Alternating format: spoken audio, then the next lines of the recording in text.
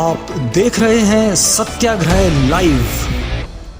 नमस्कार, आप देख रहे हैं सत्याग्रह लाइव। आज बात करेंगे निमाड़ की हाई प्रोफाइल बनी सीट बुरहानपुर की। यहां से भाजपा के प्रदेश अध्यक्ष रहे नंद कुमार सिंह चौहान, नंदू भैया के बेटे हर्षवर्धन सिंह चौहान ने टिकट नहीं मिलने पर बुरहानपुर से निर्दलीय चुनाव लड़ने की घोषणा कर दी है।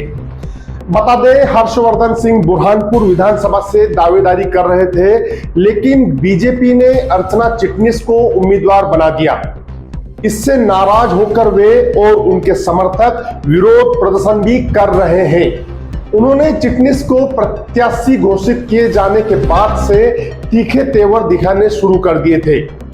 बुरहानपुर सीट पर भाजपा और कांग्रेस के क्या समीकरण बन और बिगड़ रहे हैं, पूरी बात विस्तार से करेंगे। नमस्कार, मैं हूं रमन बोरखड़े। आपने अभी तक सत्याग्रह लाइव को सब्सक्राइब नहीं किया है तो कर लें, क्योंकि यहां आपको मध्य प्रदेश और निमाड़ से जुड़ी राजनीतिक खबरें मिलेगी। चलिए आगे बढ़ते हैं। आखिरकार मंगलवार को हर्षवर्धन सिंह चौहान ने निर्दलीय चुनाव लड़ने का ऐलान कर दिया। हर्षवर्धन ने आरोप लगाया कि उनके साथ पार्टी ने विश्वासघात किया है। उनके पिता ने मालवा निमाड़ में बीजेपी की मजबूती के लिए काफी काम किया। हर्षवर्धन का कहना है कि मेरे साथ दूसरी बार धोखा किया गया। इससे पहले हर्षवर्धन सिंह चौहान ने सोशल मीडिया पर पोस्ट कर निर्दलीय चुनाव लड़ने के संबंध में लोगों से पूछा था। बाद में बुरहानपुर विधानसभा सीट से निर्दलीय चुनाव लड़ने का ऐलान कर दिया। बता दें, कभी नंदू भैया के साथी रहे पूर्व भाजपा जिला अध्यक्ष विजय गुप्ता, पूर्व निगम अध्यक्ष मनोज तारवाला, राजू जोशी, पूर्व महापौर अनिल भोसले आदि समर्थक भी हर्षवर्धन के साथ जुड़ गए हैं। हर्षवर्धन के बयान का एक वीडियो भी वायरल हो रहा है। इसमें उन्होंने कहा है कि अब भाजपा का कोई नेता जन भावनाओं को दबा नहीं सकता। उन्होंने कहा कि जब सवाल जन भावना का हो तो निर्दलीय चुनाव लड़ना गलत नहीं होता। एक दिन पहले उन्होंने नामांकन फॉर्म लिया था और आज मंगलवार को उन्होंने यह कहते हुए नामांकन वापस लेने संबंधी अटकलों पर भी विराम लगा दिया है कि मेरा मकसद सिर्फ हंगामा खड़ा करना नहीं है, अब यह सूरत बदलनी चाहिए। हर्षवर्धन ने कहा कि स्वर्गीय नंद कुमार सिंह चौहान ने 45 सालों तक न दिन देखा, न रात देखी, न पैरों के छाले देखे, लगातार जनता की सेवा की। अब स्वर्गीय नंद कुमार सिंह चौहान और क्षेत्र की जनता के लिए उनका चुनावी रण में उतरना जरूरी हो गया है। ज्ञात हो कि बुरहानपुर विधानसभा सीट से भाजपा ने पूर्व मंत्री अर्चना चिटनिस को प्रत्याशी बनाया है। इसके बाद से टिकट के दावेदार रहे भाजपा के कई बड़े नेता हर्षवर्धन सिंह चौहान के साथ जा खड़े हुए हैं। वहीं कांग्रेस ने यहां से सुरेंद्र सिंह शेरा को पार्टी का प्रत्याशी बनाया है। शेरा ने 2018 में कांग्रेस से बगावत कर निर्दलीय चुनाव लड़कर जीत दर्ज की थी। शेरा को टिकट मिलने के बाद से उनका भी विरोध जारी है। बुरहानपुर सीट पर फिलहाल त्रिकोणीय मुकाबला नजर आ रहा है, लेकिन अगले 2 से 3 दिन बाद यह चतुष्कोणीय मुकाबला भी हो सकता है। इसका कारण टिकट वितरण से नाराज कांग्रेस नेताओं के बीच पक रही चुनावी खिचड़ी है। दरअसल कांग्रेस के करीब आधा दर्जन बड़े नेता यहां से किसी अल्पसंख्यक को प्रत्याशी बनाने की मांग कर रहे हैं।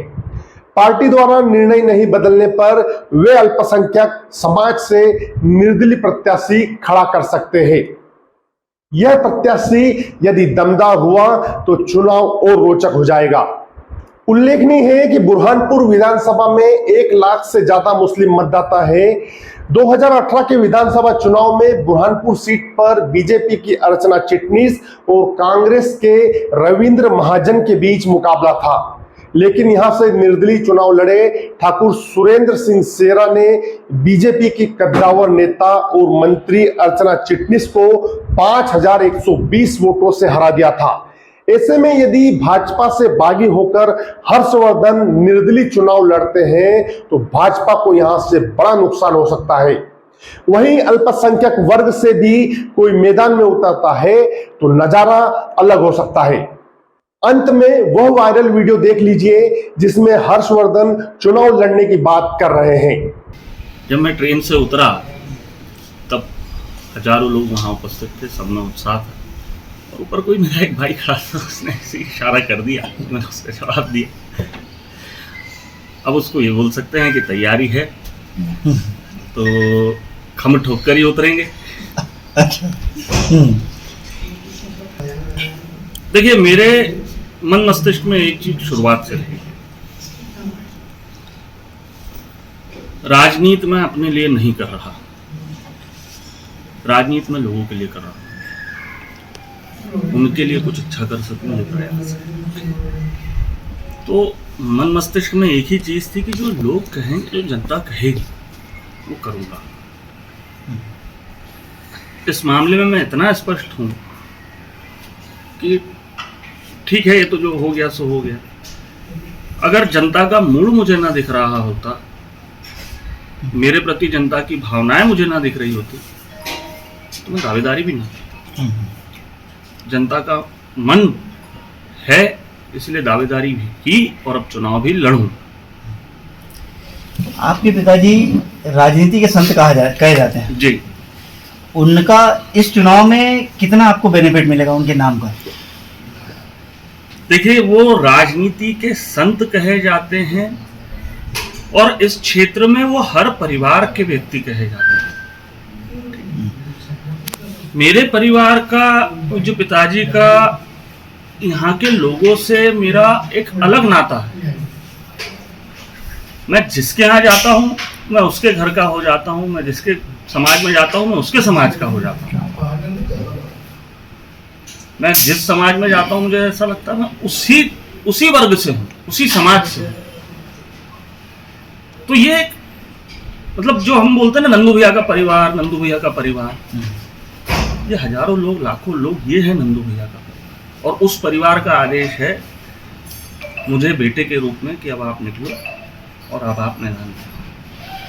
आने वाले समय में भाजपा से ही बड़े नेता आपसे संपर्क करेंगे बैठने के लिए कि आप विड्रॉल कीजिए, तो क्या उस पर आपका स्टैंड क्या रहेगा? मैंने मेरा स्टैंड पहले दिन से क्लियर कर दिया कि जनता का आदेश जो होगा मैं वो करूंगा। यहाँ के लोगों को जनप्रतिनिधित्व अगर मेरा चाहिए, यहाँ के लोगों को अगर सेवक के रूप में वो मुझे देखना चाह रहे हैं, तो मैं चुनाव लड़ूंगा। ऊपर से जिनके फोन आएंगे मैं उनसे भी यही कहूँगा कि अब जनता का जो आदेश है, मेरे मालिक ये लोग हैं, जो मालिक का आदेश है उसे वो करें। बुरहानपुर सीट को लेकर आगे क्या होता है, हम आपको लगातार अपडेट देते रहेंगे। यदि आपको यह खबर अच्छी लगी है तो कमेंट करिए, इसे शेयर करें। और हाँ, निमाड़ और मध्य प्रदेश विधानसभा चुनाव से जुड़ी खबरों की ताजा अपडेट अपने मोबाइल पर पाने के लिए सत्याग्रह लाइव को सब्सक्राइब करें और जुड़े रहिए सत्याग्रह लाइव के साथ। अपने मोबाइल पर हर बड़ी खबर सबसे पहले देखने के लिए सब्सक्राइब करें और घंटी के बटन को जरूर दबाएं।